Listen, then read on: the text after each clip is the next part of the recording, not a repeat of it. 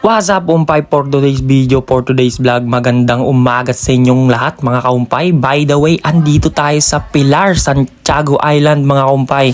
Dahil meron tayong pupuntahan na isang dragon fruit farm, mga kaumpay, na dito matatagpuan sa Barangay Pilar. Si Cho Tayot, mga kaumpay, nag-request kasi sa akin si owner na kung pwede daw pabidyohan yung kanyang dragon fruit farm. At syempre, sino ba naman tayo, mga kaumpay, opportunity na to. Maganda rin to para makita nyo rin at malaman nyo na mayroong ganito dito sa isla. Kaya ano pang hinihintay nyo, mga kaumpay? Tara! Let's go!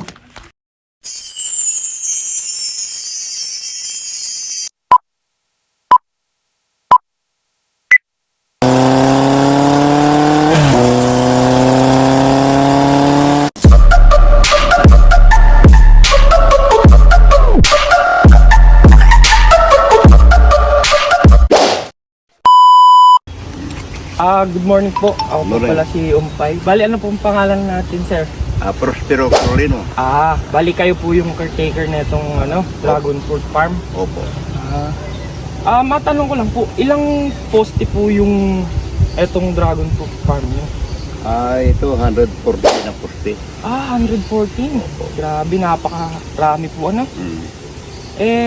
Mga ano-anong po naman yung mga variety niyan? Mga ilang variety naman po sila? Itong linya na ito, bali 8 poste doon. 8 poste. Vietnamese siya. Tapos ito, American Sweet. American Sweet. Tapos yung mga iba naman po, Ayun yung ordinary na yung kumbaga native. Red variety wala na. Yung red variety. Kasi di ba meron po yung puti, tapos meron yung Yun, wala ka na yun. pula. Kasi yun lang po naman po yung parang nakikita natin dito sa atin.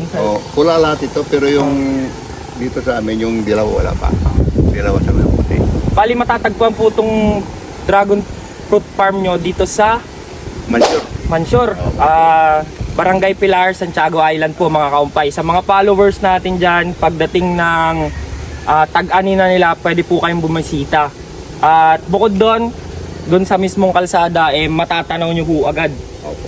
Yan, tanaw agad siya. So napakaganda ng place po dito sa inyo, sir. Napakaganda. Malapit sa highway. Malapit sa highway. Sabi ko nga po kanina pagpunta ko dito, ito na po siguro yun, sabi ko. Kasi bukod sa kadalasan naman po kasi dito sa atin sa isla, pananim, palay, palay. So ito po yung kauna-unahang dragon fruit farm dito sa isla. Ito lang. Ayun, dito lang sa Ito.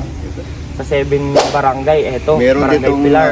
dragon fruit pero isa, dalawa, ganun lang.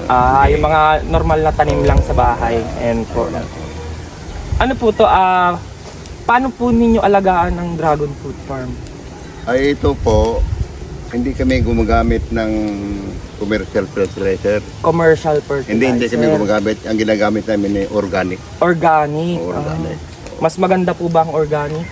Maganda yata kasi parang wala siyang chemical. Sa bagay po, tama naman po, walang siyang chemical. Ito pong mga dragon fruit farm na po to, ilang months na po to or years? Ito po, tinanim namin ito April. April. Wala pang isang taon. Wala pang isang taon. So, kailan po natin expected na mamumunga po ito? Siguro itong May, gano'n na ito, mamumunga na. Itong May. Itong May. Kasi ang fruiting season ng May. Ganun po ba, fruiting season? May. So, mga kaumpay, May daw, Take note nyo na sa kalendaryo nyo, mga kaumpay, May. So, paano nyo po inaalagaan yung mga anong tawag po dun? Pesticide, mga peste, ganun po. Nag-spray po ba kayo ng mga Ito, gumagamit kami ng galing doon kay George kasi siyang may-ari. kay Sir George Carolino. Ako lang kami lang ang caretaker. So, big shoutout po kay owner George Carolino po. Umpay, big shoutout po. Shoutout din po kay Sir. Siya po yung caretaker dito sa Dragon Fruit Farm. Yan. Grabe, napakaganda po. Gumagamit kami ng insecticide yung bigay din ni George yung okay po. Parang din yung spray po ba yun? Spray. Parang organic din. Po, yun po yung ini-spray.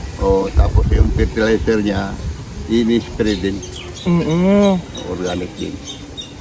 Sir, Ang pagdidilig naman po, mga ilang balde, ganun po ba? Paano? Host po ba ang pagdidilig? At araw-araw po ba to dinidiligan? Paano po ba? Hindi po. Kasi kung ganitong medyo mainit na, ang dilig namin 2 times a week lang.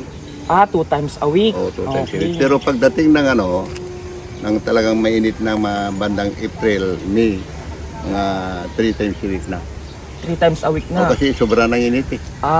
Ano po ba yun? Mas maganda po ba siyang naiinitan o mas magandang ulan? Ay, mas maganda nga ulan siya, pero depende awag niya siyang Yung mababaha po. baha. Kasi kung mabaha siya, baka hindi niya kaya. Hindi po kayanin. Opo. Maganda kung tagulan. Opo, maganda pagtagulan.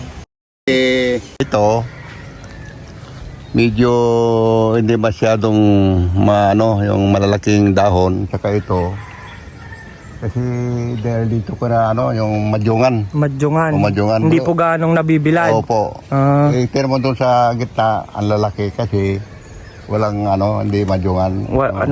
Saktong-sakto po yung sunlight sa kanila. Kaya itong problema ito eh. Opo.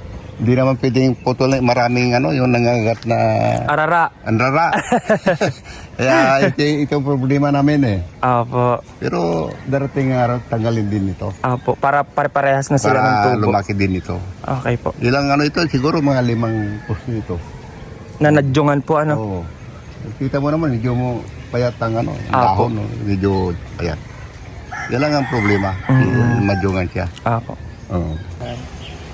Madali siyang tumubo. Ganda. Kasi itong ni George, hindi mag-steady ang tubig dito kung kasi parang pababa. Ganun po, pa-islant po yung slope ng lupa. Yung lupa. Kaya, Opo. mas pinabagyo, hindi siya mapabigan. Ganun po ba? Oo. Sige po, so yun lang po. Maraming salamat po. Salamat din po. Salamat po. Na lang po kayo sa vlog natin. Yan salamat, po. Sige, yun mga kaumpay, dito lang po yan. Dito sa amin. Yun, niyaya po kayo ni Sir na mamasyal dito pagdating po ng May po. May po. Yun lang po, mga kaumpay. Don't forget to like, follow, and share para nang sa ganon ma-spread natin to at makita ng mga ibang mga taga-Bulinaw na dito lang sa Barangay Pilar pwede ka pumunta at hindi mo na kailangan lumayo. Yan, di ba? May mga kaumpay. So yun lang. Bye-bye. Peace out.